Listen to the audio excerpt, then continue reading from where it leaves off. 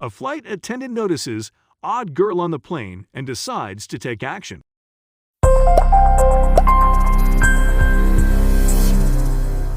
Sheila Fedrick has been working as a flight attendant at Alaska Airlines for over 10 years. She is well known for her pleasant personality, always smiling and kind, and her devotion to her work. Her job usually involves looking after the needs of passengers and maintaining a positive attitude around them, especially when atmospheric turbulence occurs. That's where her job of reassuring passengers gets harder. The job of a flight attendant has become extremely underrated in today's world.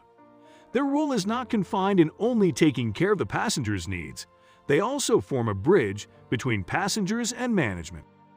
There have been a number of incidents of encountering unfavorable circumstances in flights. The reasons differ from getting hijacked to equipment failures. And in lots of those cases, the flight attendants have emerged as heroes saving the day. In this case, however, things strayed away from the rule. Fedrick has been a flight attendant for a decade. Such a long experience allowed her to even sharpen her skills reading people from the first glance. She can grasp the mood, need, and state of mind of any passenger. That very day, she was taking rounds in the flight to check on the passengers and make sure their needs were met when her eyes captured a peculiar sight. On the very first glance, she knew that something was not right. A young woman was sitting next to the window. Even though the woman was not acting in a peculiar manner, there was something about her that was just off, and only Fedrick was able to notice that. The girl was wearing shabby clothes with unkempt hair. Her behavior was also bizarre as she did not look up for a second. On the contrary, the man sitting next to her, who seemed to be her acquaintance, was wearing quite expensive clothes, neat and clean. They were two complete opposites. Was the girl suffering from mental issues?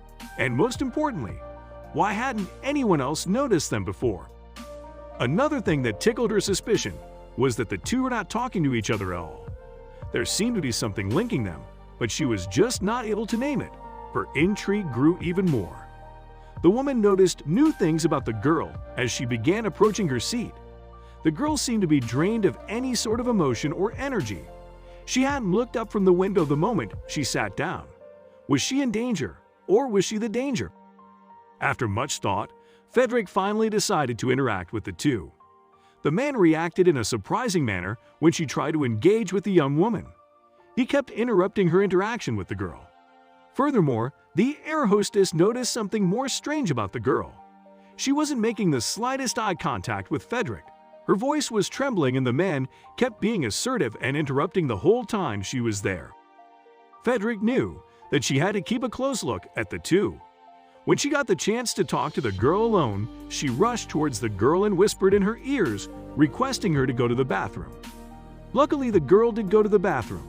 When she stepped into the loo, she noticed something very odd dangling on the window of the plane.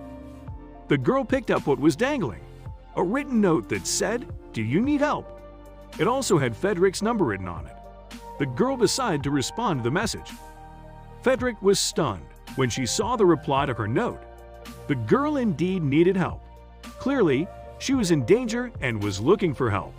That is why, when she saw the note, she responded immediately. The girl was probably taken to San Francisco without her approval. But the question was why. After getting the note, Fedrick wasted no time and jumped into action quickly. She barged into the pilot cabin and informed the pilot about the girl. Thereafter, the pilot called police from the height of 30,000 feet from the ground. Now the onus was shifted to the San Francisco police. The police took the matter into their hands and waited for the plane to land.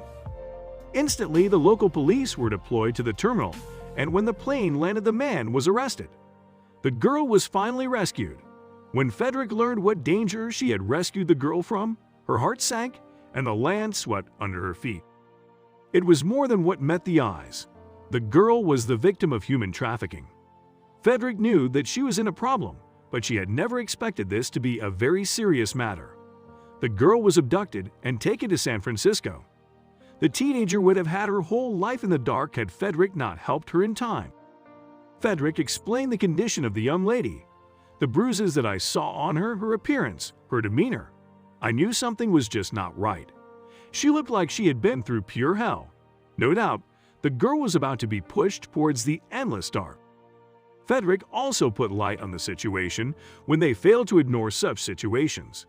She said, "I've been a flight attendant for 10 years, and it's like I am going all the way back to when I was in training. And I was like, I could have seen these young girls and young boys, and didn't even know. If you see something, say something." Thanks to Frederick, she listened to her intuition and acted upon that. It was only because of her that a young life was saved. Now the girl is having a brighter future with something positive to look forward to. The girl now is attending college. It has been more than 6 years, and the two are still in touch with each other. Though the girl looked emotionless at that time, she did something that was not expected by Frederick herself. Along with the message, the girl had also taken note of Frederick's phone number. The girl must have memorized that. Frederick observed, "I put my phone number on the note that I left for her, and I guess she memorized it. So a few weeks later, she called me." This is why she rang Frederick some days after her rescue to show gratitude. The attendant has been very vocal about such incidents from there on.